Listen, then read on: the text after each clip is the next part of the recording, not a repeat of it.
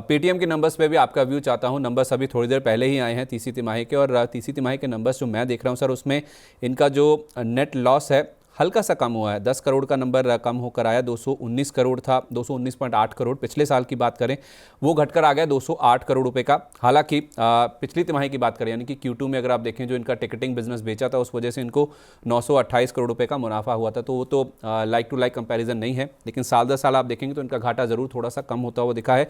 Revenue की जहाँ तक बात है सर, तो साल दर साल करीब 36% का ड्रॉप देखने को मिला है। 1828 करोड़ रुपए का नंबर है 2850 करोड़ रुपए के मुकाबले, तो ईयर ऑन ईयर 36% का ड्रॉप है। लेकिन क्वार्टर ऑन क्वार्टर बेसिस पे आप देखेंगे तो रेवेन्यू करीब 10% के आसपास बढ़ते हुए दिखे हैं। सर नंबर्स को अगर आप थोड़ा हमारे दर्शकों को समझा सकें और स्टॉक पे क्या करना है 900 रुपए के आसपास, अपना व्यू भी दे दीजिए। तो मैंने नंबर्स एक्चुअली स्टडी नहीं किए हैं, तो I will not be able to comment on the numbers.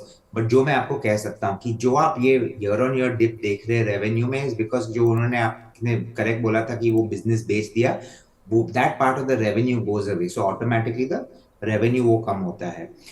So I would not worry too much on the fact कि लास्ट ईयर से दिस ईयर रेवेन्यू थोड़ा कम हुआ है।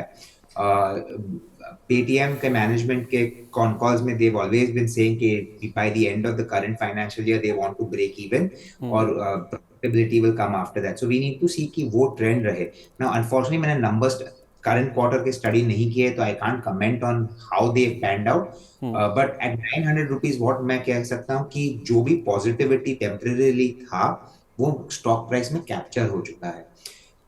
I'm just saying कि let us assume कि by 2025 end December they start breaking even at the EBITDA level or the profit level.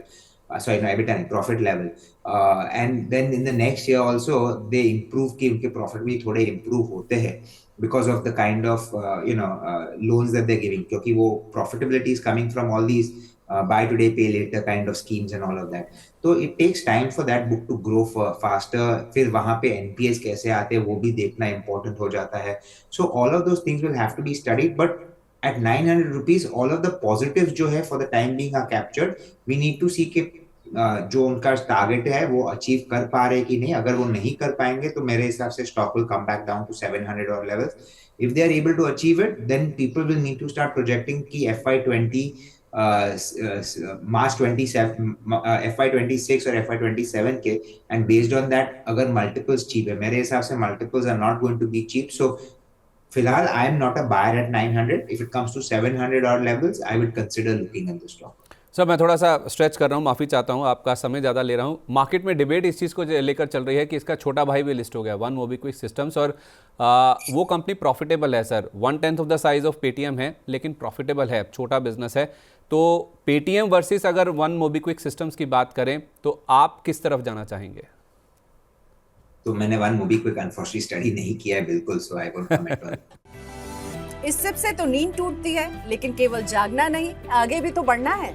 उसके लिए चाहिए एक और सिप। हर महीने छोटी छोटी रकम की इंस्टॉलमेंट यानी सिस्टमैटिक इन्वेस्टमेंट प्लान से शुरू कीजिए निवेश। लेकिन पैसे बढ़ाने वाली कौन सी सिप आपके लिए रहेगी अच्छी?